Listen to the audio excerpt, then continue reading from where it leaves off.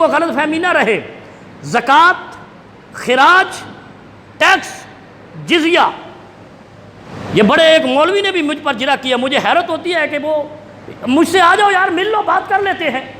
مناظرے کا قائل نہیں ہوں لیکن بحث تو ہو جائے گی. 4 فنڈ پہ ریاست مدینہ قائم تھی. پہلی چیز زکوٰۃ، اس کے لیے حکم یہ تھا تؤخذ من اغنیائہم وترد الی فقرائہم، اغنیاء سے مالداروں سے مال لو اور غریبوں پر تقسیم کرو. ریاست مدینہ چلانے کے لیے زکوٰۃ نہیں تھی، غرباء کے پیٹ بھرنے کے لیے تھی. اور تم کہتے ہو ہم خیرات کرتے ہیں. دوسری بات، خراج، سیدنا عمر فاروق رضی اللہ تعالیٰ عنہ نے خراج کا نظام قائم کیا. کتاب کا نام ہے الحیات الاقتصادیہ، اقتصادیات فاروقی. فاروق اعظم کی اقتصاد کیا تھی؟ خراج قائم کیا تھا زمینداروں پر، اور ٹیکس قائم کیا تھا تاجروں پر، اور جزیہ قائم کیا تھا ذمیوں پر جو کفار امان لے کر رہتے تھے. اس کا مطلب ہے تاجر ٹیکس دے گا، زمیندار خراج دے گا، اور مالدار زکوٰۃ دے گا، اور ذمی کا نظام ہی ختم کر دیا گیا. ذمی تو آج کل اقلیت کہہ دیتے ہیں، ذمی نہیں رکھتے. تو پھر اگر تمہیں یہ علم نہیں ہے کہ ریاست مدینہ کے لیے ٹیکس لازم ہے، خراج لازم ہے، زکوٰۃ لازم ہے، تو تمہیں جگتوں کی بجائے جواب دینا تھا. اور ایک بات اور کہہ دوں، پاکستان کی ابتری کی ذمہ دار 2 چیزیں ہیں، اس کی بنیادوں کو کھوکھلا کرنے والی 2 چیزیں ہیں. ایک سیاسی کرپشن اور دوسری ٹیکس چوری. اگر ٹیکس پورا دیا جاتا اور سیاستدان کرپشن نہ کرتے یا اشرافیہ کرپشن نہ کرتے، آپ کا ملک چائنا سے آگے ہوتا، کیونکہ عمر میں 1 سال تم بڑے ہو، عمر میں تم بڑے ہو، اور مال میں، معیشت میں تم زیرو. اس کی وجہ یہ ہے کہ تم نے ٹیکس چوری کی ہے، اور بجائے مذاق کرنے کے آپ کو جواب دینا چاہیے تھا کہ ٹیکس جائز ہے یا نہیں ہے، خراج جائز ہے یا نہیں ہے. زکوٰۃ صرف مالداروں پر ہے، خراج ہر زمیندار پر ہے، اور ٹیکس ہر تاجر پر ہے. یہ فاروق اعظم نے مقرر کیا.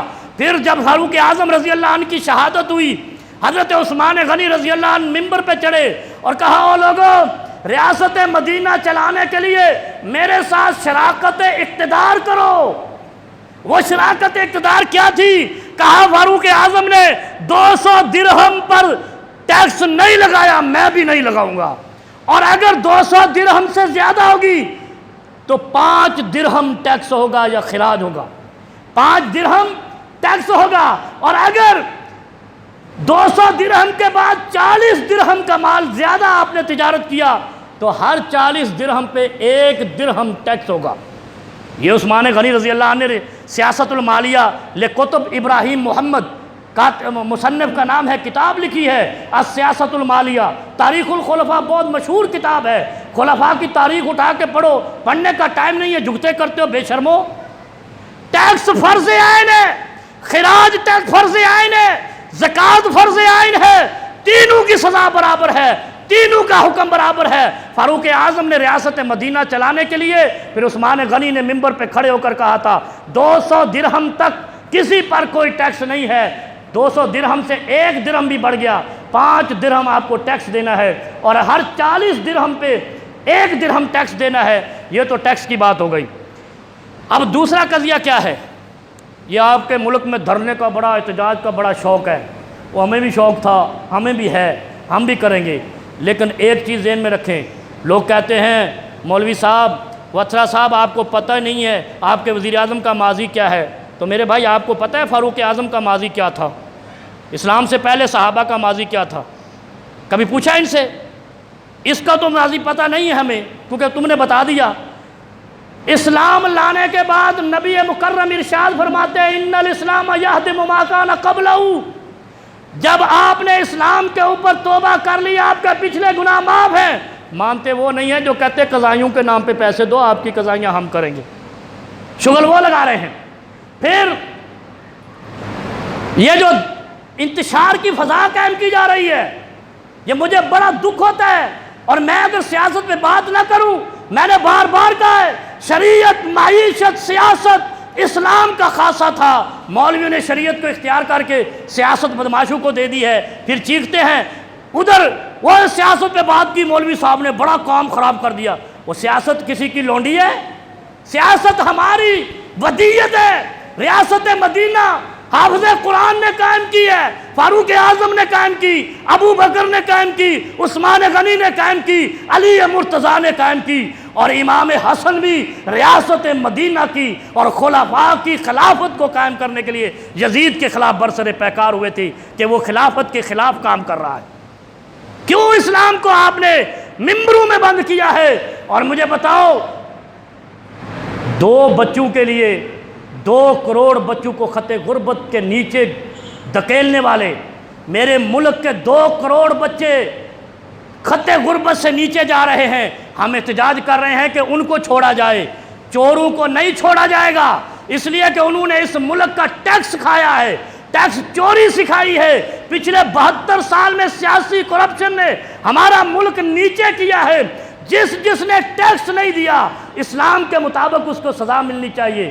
اور میں آپ سے گزارش کرتا ہوں، یہ جو مارچ ہو رہا ہے یہ اسلام کے کسی کلمے کی سربلندی کے لیے ہو رہا ہے، اور اگر اسلام کے کلمے کی سربلندی کے لیے، ختم نبوت کے لیے، ناموس رسالت کے لیے، پاکستان کی ترقی کے لیے نہیں ہو رہا تو اس میں شامل ہونا بھی حرام ہے، ناجائز ہے۔ ایسے احتجاج میں شامل ہونا جس احتجاج سے 2 بچوں کا مستقبل محفوظ ہو جائے اور میرے وطن کے 2 کروڑ بچے جھونپڑیوں میں چلے جائیں، ایسے احتجاج میں جانا بھی جائز نہیں ہے۔ اور پھر لوگ کہتے ہیں تقریر سے کیا ہوتا ہے؟ فاران کی چوٹی پہ تقریر ہی تو ہوئی تھی، عرفات کے میدان میں تقریر ہی تو ہوئی تھی، عرفات کے میدان میں تقریر ہی تو ہوئی تھی۔ اس تقریروں کے درمیان عرب و عجم کی تقدیر بدلی ہے۔ میرے آقا نے 15 یا 16 مرتبہ تلوار پکڑی ہے، باقی تو تقاریر ہی تقاریر ہیں، باقی تقاریر ہی تقریر ہیں۔ پھر کہتے ہیں فوج ایک پیج پہ ہے، حکومت ایک پیج پہ ہے۔ میں نے پچھلے جمعہ بھی وضاحت کی تھی، فوج اور حکومت کا ایک پیج پہ ہونا قوموں کی عظمت کو بلند کر دیتا ہے، اور اگر فوج اور حکومت ایک پیج پہ نہ ہو ذلت مقدر بنتی ہے۔ فوج کی عزت، حضرت عثمان غنی نے جب ٹیکس کا اعلان کیا، کہا میں آج کے بعد سارے فوجیوں کی تنخواہ دگنی کرتا ہوں، دگنی۔ سیرت عثمان ابن عفان پڑھے، فرمایا آج کے بعد میری خلافت کے اندر ہر فوجی کی تنخواہ دگنا کر دی جاتی ہے۔ یہ عثمان غنی کا فوج سے محبت کا انداز تھا، لشکر سے محبت کا انداز تھا۔ اور فوج اور ایک حکومت ایک پیج پہ رہے، قوم فتوحات کرتی جاتی ہے۔ مغلیہ دور بھی، عثمانیہ دور بھی، فاطمیہ دور بھی، عثمانیہ دور بھی، خلافت کا دور بھی اٹھا کر دیکھے۔ فاروق اعظم مدینے میں ہے، عبادہ ابن صامت افریقہ کے چٹانوں پہ ہے، لیکن ایک سوچ تھی، اللہ نے فتح مقدر کی ہے۔ اور آپ کو پتہ ہے کہ جب ایک پیج سے تھوڑی سی غلطی ہوئی تو احد میں جانی نقصان بھی ہوا، جانی نقصان بھی ہوا۔